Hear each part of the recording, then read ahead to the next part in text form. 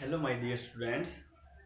हमने previous video के अंदर कूलम्ब्स लॉ की डेफिनेशन और उसके वेक्टर फॉर्म के बारे में बात की थी और आज हम बात करने जा रहे हैं Coulomb's law in vector form कब, जब उनकी पोजीशन वेक्टर के रिस्पेक्ट में दे रखे हो चार्ज। देखो कैसे, मेरा मतलब क्या कहने का कि व्हेन मान लेते हैं हम this is X axis and this is Y axis, ठीक है, and given a charge q1 and another is q2 and suppose both have same polarity, यानी कि मैंने क्या मान लिया, बोथ क्या दोनों दोनों क्या है, पॉजिटिव है, and position with respect to this origin, this is the point O, is r1 for charge q1. This r1 is the position vector for the charge q1 with the reference point O, and this is the position vector r2 for charge q2. समझ रहे हो मेरी बात? इसके अंदर कि जब आपके पास टू चार्ज गिवन हो, कोई भी दो चार्ज गिवन हो with respect their position vector, और आपको क्या करना है, डिफाइन करना है, एक्सप्लेन करना है कूलम्ब्स लॉ उस रिस्पेक्ट में। बाकी आपके एग्जाम के हिसाब से वो आएगा, आप जो मर्जी होती है आप कैसे भी करो, वेक्टर फॉर्म में करते हो, स्केलर में करते हो, वो क्या है ना, आपको पता है कूलम्ब्स लॉ क्या आया था आपके पास, द फोर्स ऑफ अट्रैक्शन और repulsion, the force of attraction और repulsion between any two charge always directly proportional to the magnitude of the charge and inversely proportional to the square of the distance between them, ठीक है। अब ये आपकी क्या है, force क्या है, वेक्टर क्वांटिटी, तो उसको हम किसी नोट करेंगे डायरेक्शन के साथ। ये हमारे पास क्या था, एक यूनिट वेक्टर जो सिर्फ और सिर्फ क्या बताता है, डायरेक्शन के लिए काम यूज होता है, ठीक है। अब कह रहा है कि आपके पास पोजीशन वेक्टर के साथ दे रखा है, अब एक्सप्लेन करना आपको कूलम्ब्स लाइन वेक्टर फॉर्म जो आपकी बुक वगैरह में दे रखे होंगे उसके हिसाब से, और ये मैं अपनी तरफ से मान लेता हूँ, ये डिस्टेंस कितनी है इनके बीच में, आर के इनके बीच में डिस्टेंस है। तब देखो कूलम्ब्स लॉ के अनुसार आपने क्या पढ़ा था कि force on one by charge two, force on one by charge two. अब देखो एक बात ध्यान रखना, अब यहाँ पे चार्ज ये पॉजिटिव है, यहाँ पे चार्ज ये पॉजिटिव है, अब इसको रिपेल करेगा इस साइड, अब ये इस साइड रिपेल करेगा, इसको इस साइड रिपेल करेगा, या इस साइड रिपेल करेगा। तो आपके जब इसके अंदर कूलम्ब्स लॉ मैंने डिफाइन किया था शुरुआत में, तब बताया था कि इस लॉ के अनुसार जो फोर्स होता है वो हमेशा स्ट्रेट लाइन में होगा, यानी कि लाइन ज्वाइनिंग जो होगी ना, Q1 एंड Q2 चार्ज को जो लाइन ज्वाइनिंग है इसके हमेशा क्या होता है, स्ट्रेट लाइन में सेंटर के अलोंग होता है, अलोंग द स्ट्रेट लाइन, ठीक है। ये पता चल गया, इस साइड जाएगी तो फोर्स ऑन इसके ऊपर Q1 के ऊपर बाई 2, ये क्या मान ली इसकी डायरेक्शन, ठीक है। तो हमारे पास क्या आएगा according to this law, previous video पढ़ चुके हो, 1/4 pi epsilon naught, epsilon naught क्या आपकी electrical permittivity for free space, and magnitude of the charge Q1 Q2 upon R square, पूरी केस के साथ यूनिट वेक्टर, ठीक है। अब देखो मेरी बात, इसके अंदर आपने +1 में पढ़ा होगा कि according to vector addition for triangle, vector addition for triangle, ये देखो डायरेक्शन क्या है इसके ऊपर, तो R2 plus R2 plus R is equal to R1, यानी कि मेरे पास जो R है उसकी वैल्यू क्या आएगी, R1 माइनस R2, ठीक है, समझ गए। तो मैं क्या पुट कर सकता हूँ इधर, इसको अगर हम खोलता हूँ क्या आएगा, 1/4 pi epsilon naught Q1 Q2 upon R square. Unit vector के होता है क्या, यूनिट वेक्टर आपके पास position vector upon its magnitude, तो position vector upon its magnitude, तो क्या बन जाएगा ये 1/4 pi epsilon naught Q1 Q2 upon R square और ये क्यूब इंटू R का पोजीशन वेक्टर। ठीक है, अब यहां से आप वैल्यू पुट कर सकते हैं इसके अंदर ही।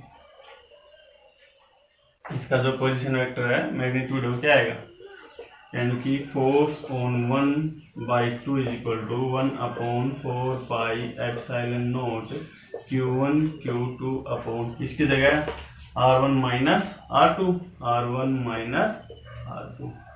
का क्यूब इंटू पोजिशन वेक्टर यानी कि R1 माइनस R2। ये आपके पास फोर्स ऑन 1 इंटू 2। ठीक है, हो गया ये। अब देखो अगर मैं कहता हूं नहीं force on charge 2 by 1, force on 2 by 1 यानी कि ये। ठीक है, फोर्स ऑन 2 ये किस साइड जाएगा, इसकी साइड जाएगा। ठीक है, इसके ऊपर तो according to the vector addition of the triangle law क्या आएगा इसके अंदर, यानी कि अब मेरे पास R की वैल्यू क्या आएगी R1। ये नोट कर लिया होगा ना आपने, उसके अंदर नोट कर लेना इसको, फोर्स इसके लिए अब इसके लिए, यानी किसके लिए करना है, फोर्स ऑन 2/1 के लिए क्या आएगा R1 plus R is equal to R, यानी कि R आपके पास क्या हो गया R2 माइनस R। ठीक है, तो सेम के ऊपर से सिर्फ डायरेक्शन अलग हो गई, क्या आएगा 1/4 pi epsilon naught Q1 Q2 upon R की क्यूब और R क्या इधर R2 माइनस R1 का cube into position vector R2 minus R1। अब देखो ये Q1 Q2 ये क्या है, इसका मैग्नीट्यूड है यानी कि न्यूमेरिकल वैल्यू होती है, सिर्फ इसका फर्क है दोनों में, इसका यानी कि डायरेक्शन का। इसका मतलब फोर्स ऑन 1 2 किसके इक्वल है, फोर्स ऑन 2 और 1 के, बट डायरेक्शन अलग है। ये भी प्रूव हो गया। ठीक है, कोई दिक्कत नहीं है और होने भी नहीं चीज में बिल्कुल आसान है। आपकी बुक के हिसाब से इसके अंदर कंफ्यूज मत हो जाना, जैसा करवाया ना वैसा बिल्कुल सही है। कभी बाद में ये इसके साइड से इसके डायरेक्शन में दिखाएगा आपको दिक्कत हो जाए, ये सही है इसके अंदर बुक के अंदर। नोट कर लो एक बार इसको।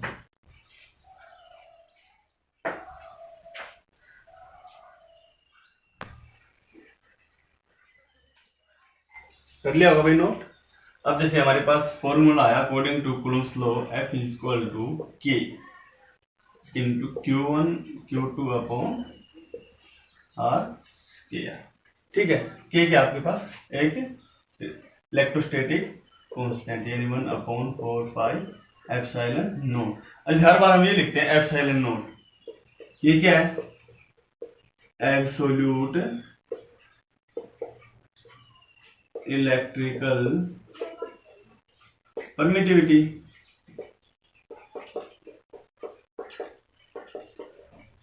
ठीक है, अब जरूरी थोड़ी है ना ये किसके होता है, ऑफ फ्री स्पेस, ये किसके लिए होता है, फ्री स्पेस के लिए, फ्री स्पेस।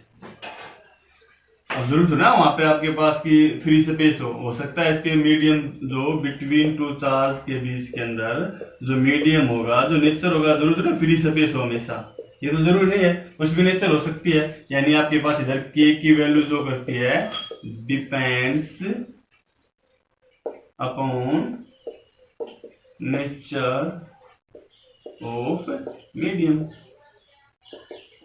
इस पे डिपेंड करती है। यानी कि जो ये है हमारे पास फ्री स्पेस के लिए जरूर थोड़ी हमेशा फ्री स्पेस हो, हाइड्रोजन हो सकती है, मिक्का हो सकता है, ग्लास हो सकता है, एयर वगैरह हो सकती है। ठीक है ना, जो के की वैल्यू होती है फ्री स्पेस वगैरह के लिए की वैल्यू लगभग कितनी होती है 1 होती है, एयर के लिए कितनी होती है इसकी लगभग 1.006 के आसपास होती है, समझ गए। ग्लास की 3 to 6 होती है, यानी के की वैल्यू नेचर पे डिपेंड करते हैं कि बिटवीन टू चार्ज नेचर कैसा उस चीज पे डिपेंड करती है। तो इसको हम ये मान लो एम, ये इसको किस भी एक्स से डिनोट करता हूं, ये क्या होगा मेरे पास, absolute electrical permittivity of any medium. ठीक है, कभी हमेशा कोई भी मीडियम दे रखा हो, आप हमेशा एब्सोल्यूट नोट लिखो। एप्सिलॉन नोट नहीं है भाई, मीडियम के लिए अलग होती है, ये फ्री स्पेस के लिए होती है। ये जो होता है इसका पता है, ये फ्री स्पेस या वैक्यूम होगा। ठीक है, ये किसके है, जब भी कोई आपके पास मीडियम दे रखा हो, यानी इसकी चीज के ऊपर डिपेंड, के value depends upon nature of the medium. तो इसी आपके पास एक टर्म आती है एब्सोल्यूट इलेक्ट्रिकल परमिटिविटी, इस साथ आपकी एक टर्म आती है डाइलेक्ट्रिक कांस्टेंट। क्या आता है, डाइलेक्ट्रिक कांस्टेंट,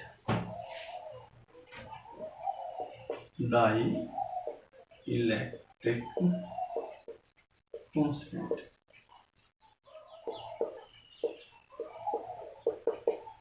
यानी it is the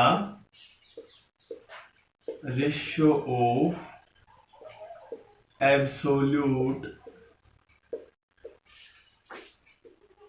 electrical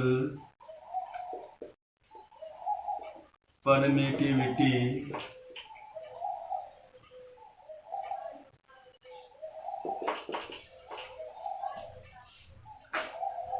of medium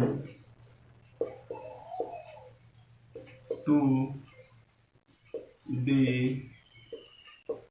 absolute electrical permittivity of free space।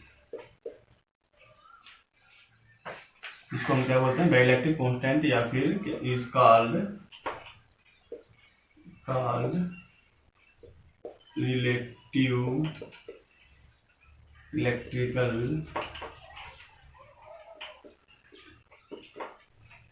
Permittivity.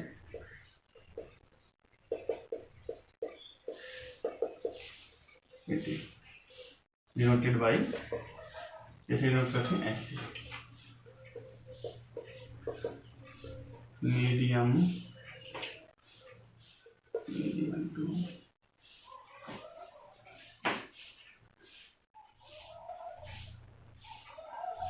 space। ठीक है, and this is absolute electrical for relative, यानी कि relative electrical permittivity, and also denoted by K, and also called dielectric constant.